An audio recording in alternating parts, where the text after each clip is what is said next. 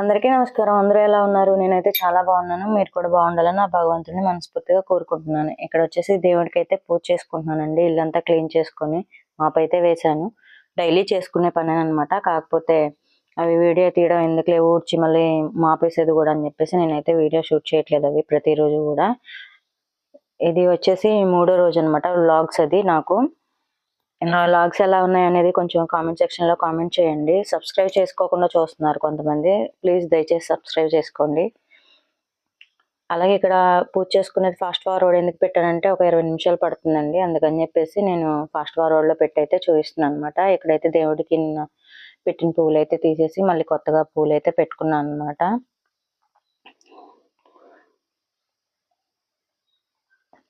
చూస్తున్నారు కదా, ఇంకా పువ్వులనేది నేను బయట కొనుక్కొచ్చుకోవటం ఇష్టం లేక కొంచెం చెట్లు అవి పెంచుకుంటున్నాను అనమాట. అక్కడ మా అత్తగారింటి దగ్గర పెట్టానండి పూల చెట్లు అవన్నీ. వాళ్ళు ఇల్లు కట్టుకునేటప్పుడు ఏంటంటే మా బావగారు వాళ్ళు మొత్తం తీసేసారనమాట. అందుకని చెప్పేసి ఇక్కడైతే మేము మామూలుగా బయట ప్లాస్టిక్ బకెట్లు అవి కుండీలు అవి తెచ్చుకొని ఇక్కడ మొక్కలు అయితే పెంచుకుంటున్నాను. అవి పెద్ద అయిన తర్వాత పూలు పూస్తాయి కదా, అప్పుడు బయట నుండి తెచ్చుకునే అవసరం ఉండదు కదా, అందుకని చెప్పేసి ఇక్కడ కింద పెడుతుంటేనే మా డాగీస్ అవి పాడు చేస్తున్నాయి అనమాట. మొత్తం తువ్వేస్తున్నాయి. అందుకని చెప్పేసి బకెట్లో పెట్టి అయితే పెంచుకోవాల్సి వస్తుంది. ఇక్కడైతే నేను దేవుడి మందిరానికి పూల దండల్లాగా ఉన్నాయి కదండి, ఇవే నేను క్లాత్ తీసుకొచ్చి స్టిచ్ చేశాను అనమాట. మీకు కావాలంటే చెప్పండి, మామూలుగా ఎలా చేయాలనేది చెప్తాను. నేను కూడా వేరే వాళ్ళ వీడియోలో చూసి నేర్చుకొని చేశాను అనమాట. ఇంకా ఈరోజు లాగ్ వచ్చేసి పుదీనా పచ్చడి, పప్పు దోసకాయ, ఇంకా వేరుశనగ పప్పు, జీడిపప్పు, బెండకాయ ఫ్రై అనమాట. ఇంకా టిఫిన్ అంటే మామూలుగా ఇడ్లీ అయితే వేసాను అనమాట.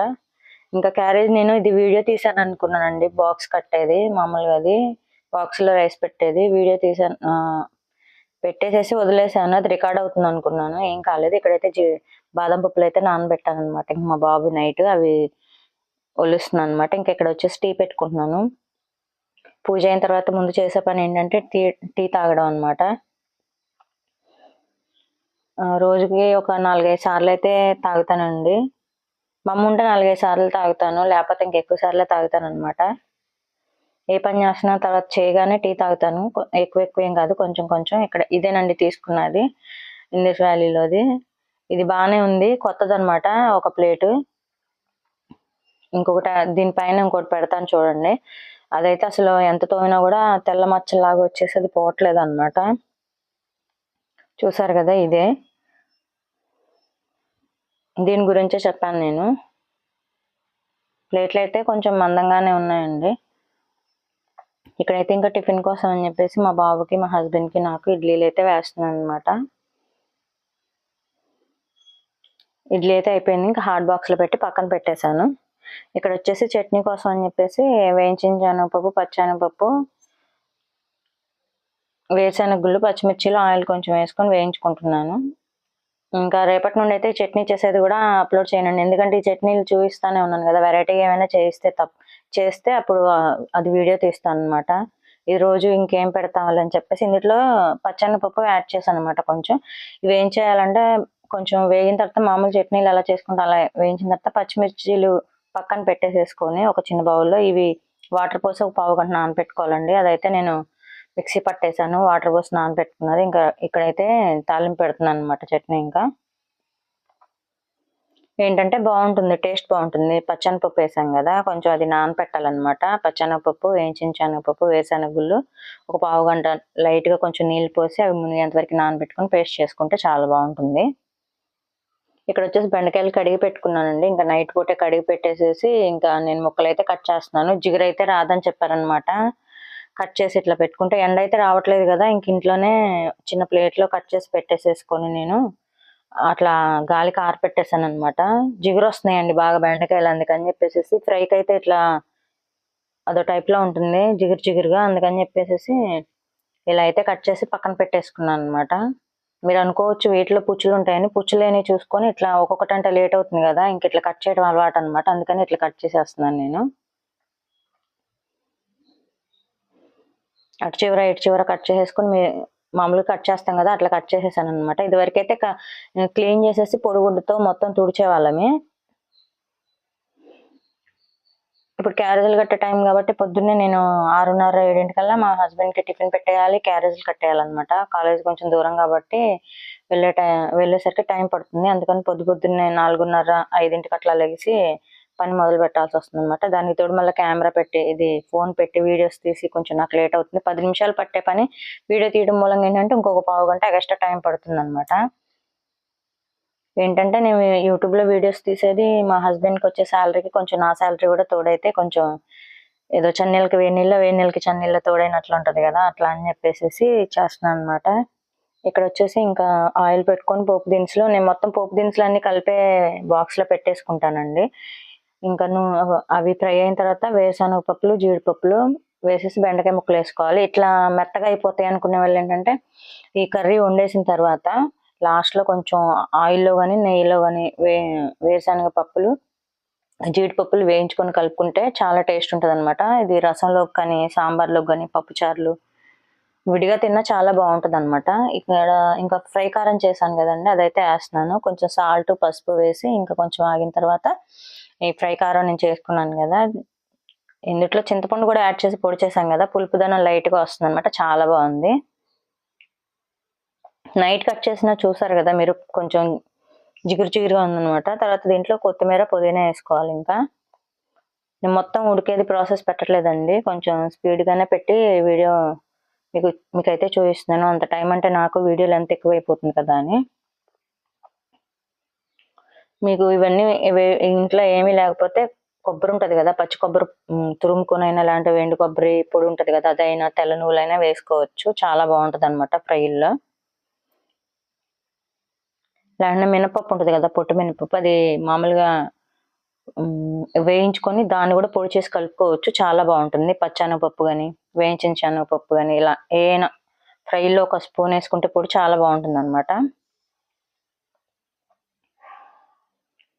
చూసారు గదా! ఇది బెండకాయ ఫ్రై అయితే ఇట్లా ఉందండి. ఇంకా పప్పు దోసకాయ అయితే పప్పు కడిగి పెట్టేసేసుకున్నాను. మళ్ళీ అది కడగటం, అది వేయించటం ఇదంతా ముందు వీడియోలో మీకు చూసారు కదా! ఒక 2 వీడియోల్లో. అందుకని చెప్పేసి నేను ఇంక దాన్నేం షూట్ చేయలేదనమాట. కడిగేసేసి పొయ్యి మీద పెట్టాను. దాంట్లోనే కొంచెం పప్పు పొంగొచ్చిన తర్వాత దోసకాయ ముక్కలు, పచ్చిమిర్చి, టమాటా, ఉల్లిపాయలు, కొంచెం చింతపండు, పసుపు, కారం, కొంచెం ధనియాల పొడి వేసి మూతైతే పెట్టేసుకోండి. 4, 5 విజిల్స్ వచ్చిన తర్వాత మెత్తగా ఉడికిపోతుందనమాట. ఇంకా దాన్ని మెదిపేటప్పుడే కల్లుప్పేసుకోండి. సాల్ట్ చాలా వరకి తగ్గిస్తే మంచిది. కల్లుప్పు సముద్రం ఉప్పు అంటారు గదా! అది చాలా మంచిదనమాట. ఉప్పు చాలా వరకి తగ్గించి తినమనే చెప్తున్నారు డాక్టర్స్ కూడా. అందులో నాకు కొంచెం హై బీపీ ఉందనమాట. అందుకని ఉప్పు చాలా వరకి తగ్గిచ్చే తింటాను నేను. కొంచెం కొత్తిమీర, పుదీనా, కరివేపాకేసి మూత పెట్టేసుకోండి.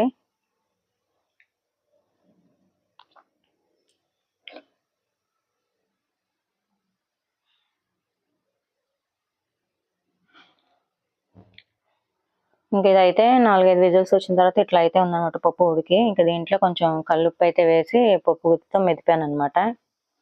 కొంచెం బద్దగా ఉంటేనే బావుంటుందండి పప్పు. మరీ పేస్ట్‌గా కాకుండా. మా హస్బెండ్ ఇలా ఉంటేనే తింటారు. నా ఇష్టం వచ్చినట్టు నేను వండితే ఆయనకి నచ్చదనమాట. ఆయనకి ఎలా ఇష్టమో కనుక్కొని నేనింకా వంట చేస్తాను. ఇంకా ఇక్కడైతే తాలింపైతే పెట్టేసాను పప్పును గూడా. ఇంకా ఇక్కడొచ్చేసి పుదీనా పచ్చడి కోసం ధనియాలైతే ఒక చిన్న బౌల్‌లో తీసుకున్నాననమాట నేను. అంటే నేను ఉజ్జాయింపుగా వేసేసుకుంటాననమాట. నాకు తెలుస్తుంది. కొలత ప్రకారం కావాలి అనుకుంటే ఒక 20 గ్రాములు ధనియాలు, ఒక 20 గ్రాములు నువ్వులు తెల్ల నువ్వులేసుకొని సెపరేట్‌గా వేయించుకొని పక్కన పెట్టుకోండి. సిమ్‌లో పెట్టుకొని వేయించుకోండి నిదానంగా. లేదంటే ఇవేంటంటే చేదొచ్చేస్తాయన్నమాట నువ్వులు. సిమ్‌లో పెట్టుకొని చక్కగా నిదానంగా ఫ్రై చేసుకోవటం మూలంగా ఏంటంటే మంచిగా వేగితే టేస్ట్ కూడా చాలా బావుంటుందన్నమాట. ఇవన్నీ ఒక ప్లేట్‌లో పెట్టుకొని ఆరపెట్టుకోండి. అలాగే ఇందులోనే కొంచెం ఆయిల్ వేసుకొని అది హీట్ అయిన తర్వాత పుదీనాని శుభ్రంగా క్లీన్ చేసుకొని నాకైతే 3 కట్టలు పడిందండి. చిన్నయే గదా! పెద్దదైతే 2 సరిపోతాయన్నమాట. ఇవి శుభ్రంగా మొత్తం కాడలవి తీసేసేసి వాటర్‌లో 4, 5 సార్లు క్లీన్ చేసుకోండి. ఇసుక, దుమ్ము ఏమన్నా ఉన్నా గూడా పోతాయన్నమాట. వేయిస్తే కొంచెం అవుతుంది. అది కడిగినప్పుడు చాలా మనం క్లీన్ చేసి అది మొత్తం ప్రాసెస్ చేసి పక్కన పెట్టుకుంటాం కదా! అప్పుడు చాలా ఎక్కువ ఉన్నట్టుంటది. కానీ వేయించితే ఏంటంటే చాలా కొంచెం అంటే కొంచెం అవుతుందన్నమాట. దీనికి సరిపడా ఎండుమిరగాయలు అయితే తీసుకోవాలి మనం. ఇది కూడా దానిలోనే ఇందాక ధనియాలు ఇవన్నీ ప్లేట్లో పెట్టాం కదా, అందులోనే ఒక పక్కన పెట్టేసుకోండి, చల్లారాలి కదా. ఇంక ఇందులో ఎండుమిర్చి అన్నాను, పచ్చిమిర్చి వేయాలన్నమాట. ఇవి కట్ చేసుకొని ఒక 20 పచ్చిమిర్చి అయితే వేసాను నేను. మీ ఘాటుకు తగ్గట్టు మీ పచ్చిమిరకాయలు మంట ఉండేది లేనిది మీకు తెలుస్తుంది కదా అవి.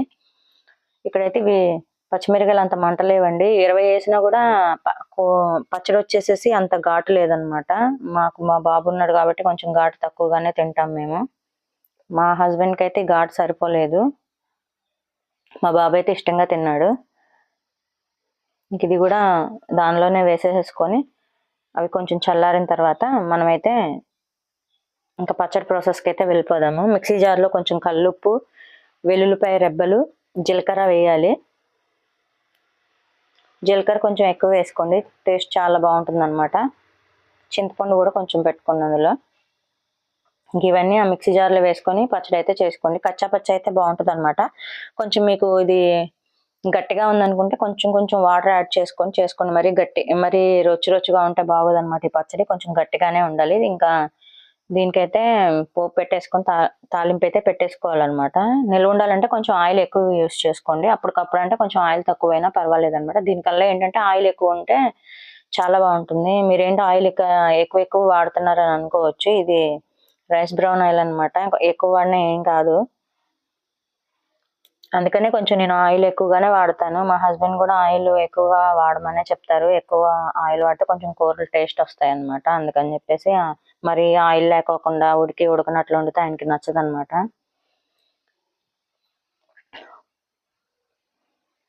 నచ్చకపోతే అసలు తినరు ఆయన, పక్కన పెట్టేస్తారు. ఇంకా ఇంత కష్టపడి నేను చేసింది వేస్ట్ అయిపోతుంది కదా. ఇక్కడేనండి వీడియో తీసాను అనుకున్నాను, కానీ వీడియో ఏమీ రికార్డ్ అవ్వలేదు అనమాట. ఇంకా బాక్స్లో అయితే పెట్టేశాను, ఒక ప్లేట్లో అన్నం పెట్టేశాను అనమాట ముందే, మళ్ళీ మెత్తపడిపోతుందని. పెరుగన్నం కూడా కలిపి పెట్టేశాను. మీకు తెలుసు కదా పెరుగన్నం ఎలా ఇది చేయాలనేది. ఇంకా అలా చేసేసాను అనమాట. వాటర్ ఏం కలపనండి పెరుగన్నంలో. నేను ఆ గడ్డ పెరిగేసేసి లైట్గా సాల్ట్ అయితే వేస్తాను, అక్కడ తక్కువ అయితే ఆయన కలుపుకుంటారనమాట. ఇంకా పెరుగన్నంలోకి అయితే పుదీనా పచ్చడి అయితే పెట్టేశాను. ఇంకా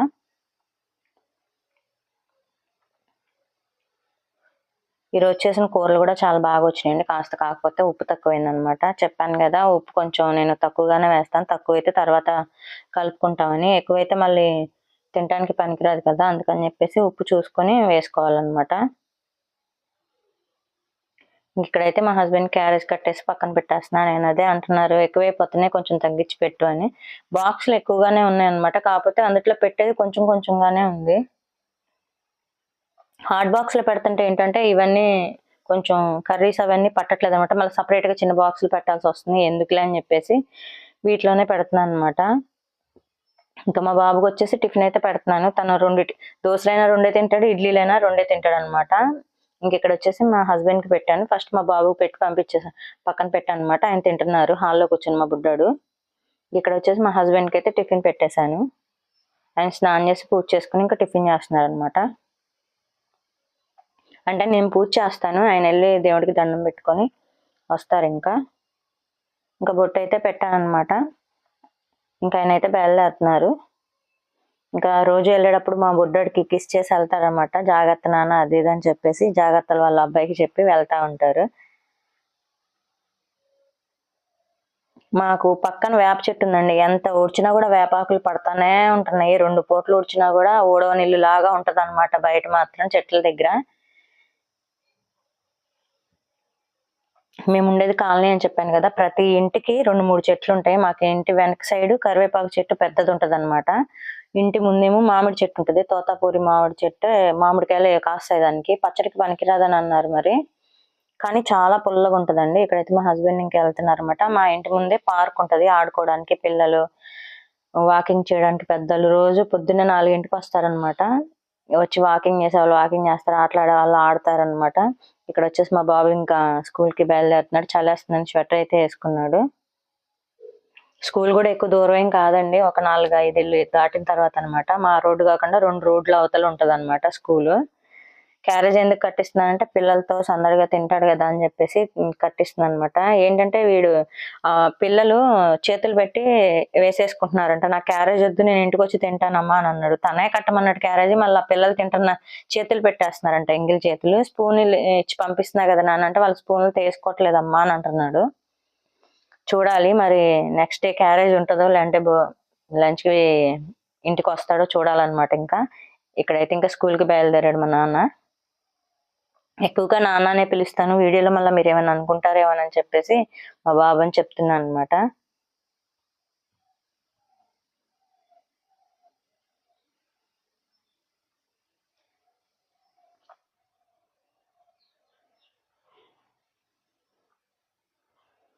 ఇంకా మా బాబు అయితే స్కూల్కి వెళ్ళిపోయాడు అనమాట. ఇంకా నేను వాషింగ్ మిషన్లో బట్టలు వేసి పైన బట్టలు అయితే ఆరేస్తున్నాను. గాలి అయితే బాగా వేస్తుందండి. 2 రోజులు బట్టలు ఉన్నాయి అనమాట, అవన్నీ వేసి ఆరేస్తున్నాను. ఇంకా ఇక్కడ ఇది టైం ఎక్కువ పడుతుంది అనమాట, అందుకని చెప్పేసి స్పీడ్గా వీడియో అయితే పెట్టాను. అంత టైం అంటే నాకు ఒక 6 గంట టైం పడుతుంది ఈ బట్టలు ఆరేసినాయి నిదానంగా, అందుకని చెప్పేసి ఫాస్ట్ ఫార్వర్డ్లో పెట్టేసి అప్లోడ్ చేస్తాను అనమాట. చూస్తున్నారు కదా మీరు, బట్టలు ఆరేస్తాను ఒక పక్కకి వెళ్ళిపోతున్నాయి, క్లిప్పులు పెడతానే ఉన్నాను ఒక పక్కకి వెళ్ళిపోతున్నాయి అనమాట. కొంచెం టైం పట్టింది నాకు అవన్నీ మళ్ళీ పక్కకి జరపటం. బాగా గాలి వేస్తుందండి. ఇంకా బట్టలు గాలికి ఆరటం తప్ప ఎండ అనేది లేదు, చల్లగా ఉందన్నమాట. ఇంకా మా బాబు అయితే సాయంత్రం స్కూల్ నుండి వచ్చాడు. అక్కడ చెట్టు ఊగుతుంది అనమాట, విరిగిపోయేటట్టుంది, దాని వైపు చూస్తా ఉన్నాడు. ఇంకా తనైతే అక్కడ బ్యాగ్ షూస్ అవన్నీ పెట్టి చేతులు అయితే కడుక్కొని వచ్చాడు అనమాట. తనకి ఇంకా టిఫిన్ పెడుతున్నాను. రోజు స్నానం చేసి టిఫిన్ చేసేవాడు, బాగా ఆకలి అవుతుంది అనమాట. ఇంకా తనకైతే దోశలు వేసి పెట్టాను మా బుడ్డోడికి.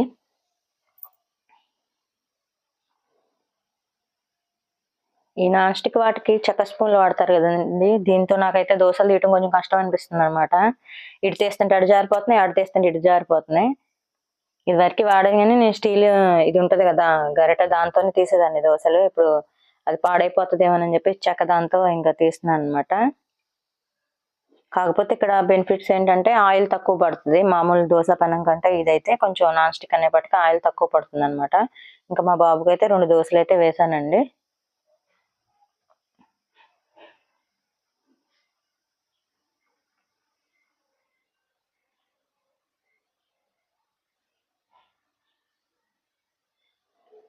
మా కిచెన్కి వచ్చేసి డోర్స్ అట్లాంటివి ఏమీ లేవు, మామూలుగా ఓపెన్ గానే ఉంటది అనమాట. ఇక్కడైతే మా బాబుకి చట్నీ వేసి, పొద్దున్న చేసిన చట్నీ ఉంది కదా అది వేసి తనకైతే ఇచ్చేసాను అనమాట. తనైతే టీవీ చూస్తూ తింటున్నాడు. ఇంకా స్నానం చేసి అయితే ఇంకా ట్యూషన్కి బయలుదేరిపోయాడు అనమాట. 5:30కి అండి ట్యూషన్. ఇక్కడ వచ్చేసి అది బిస్కెట్ కలర్ గులాబీ అయితే ఒకటి పూసింది, అలాగే మల్లెపువ్వు ఒకటి పూసింది అనమాట. అందుకనే వీడియో తీసి చూపిస్తున్నాను. మట్టి అయితే వేసామండి, నల్లమట్టి. మా బాబు నేను నల్లమట్టి అయితే తను నాకు అందించాడు అనమాట, నేను ఇంకా మొక్కల్లో వేసాను అనమాట. చాలా గట్టిగా ఉంది నల్లమట్టి అది. ఇంకా మా నాన్నకైతే బ్యాగ్ ఇచ్చేసాను. ఇంకా బ్యాగ్ తీసుకొని అయితే ట్యూషన్కి బయలుదేరాడు. 8:30కి అట్లా వస్తాడండి, 5:30కి వెళ్ళి. 5th క్లాస్ చదువుతున్నాడు అనమాట. ఇంకా మా బాబుని ట్యూషన్కి పంపించేసి ఇంకా డాబాపైకి వెళ్ళి బట్టలన్నీ మడత పెడుతున్నాను అనమాట నేను. మా వారు కూడా వచ్చే టైం అవుతుంది. బట్టలు కూడా చల్లబడిపోతున్నాయి, ఎండ అనేది లేదు కదా, కాస్త గాలికి ఆరటం తప్ప ఏం లేదు. ఎండ లేదు, పాడు లేదు, చల్ల గాలి వస్తుంది.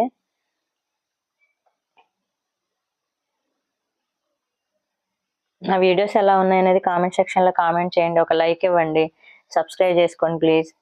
షేర్ చేయండి మీ ఫ్యామిలీ వాళ్ళకి, మీ ఫ్రెండ్స్కి.